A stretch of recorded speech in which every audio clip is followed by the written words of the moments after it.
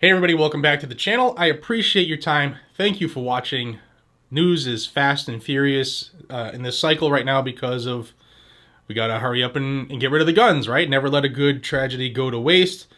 And burning the midnight oil. Thank you to Blackout Coffee for helping. This is a coffee and a double espresso that my son just made for me, so I am going to be seeing colors shortly. I just want everybody to know that we have members of the Republican side who are starting to let it out that they will be supporting gun control from the Democrat side.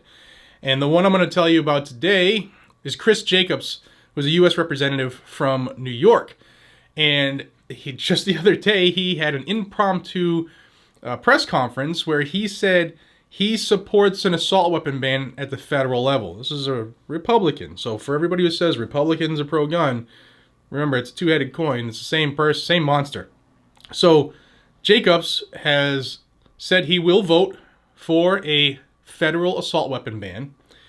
And the immediate backlash that he got from not only his supporters, but I'm imagining people from around the country, it has had an effect. For people who say that contacting your representatives doesn't yield any fruit, he got hammered so much that he has announced that he's no longer seeking re-election this November, and he is going to retire from Congress.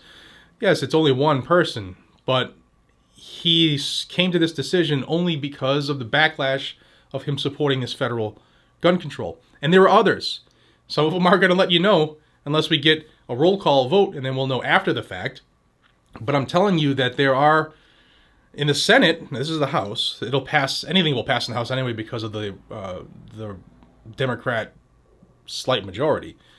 But in the Senate, I'm hearing that there are senators from the Republican side who are going to come across the aisle for the red flag bill, which is why I say it's imperative that you start lighting up the phones, blow up their emails, see if you can see them in any of their office hours in their districts. If you live near DC, go see them. Everywhere they're going to be, let them hear your voice, and let every senator, regardless if they're Republican or Democrat or a couple independents, let them know not to vote for any new gun control, that you are one of their constituents, you're one of their bosses. Yes, I know that if one or two people do it, it's not going to make a big difference. But if you come out in mass, it can have an effect.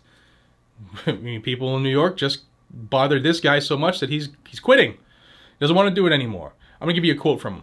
Now, Jacobs, who represents parts of western New York, including suburban Buffalo, told reporters he's decided to retire instead of facing what he said would be an incredibly divisive election. His announcement came just days after he broke with his party and voiced his support for a federal assault weapon ban.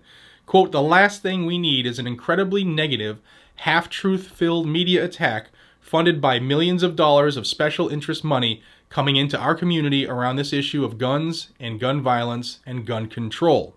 I want to be completely transparent of where I am in Congress. If an assault weapons ban came to the floor that would ban something like an AR-15, I would vote for it." And that's not all. He has also said that he supports the magazine ban, the capacity restrictions, and that he himself is going to write a bill to ban body armor on a federal level. Republican. Guys and gals, that's why I'm telling you, there's one bill in the Senate that I am nervous about and I'm watching furiously, and that's that red flag law. Because there are small groups of Democrats and Republicans working together to try to get the wording right and try to get some give and take on that bill, where it'll be appeasing to more Republicans on the other side. And if they can get to 60, it'll pass. I really believe it'll pass. So, just good job for everybody who reached out to Jacobs and hammered him for being a traitor, a turncoat, and somebody who violated his oath to the Constitution of the United States.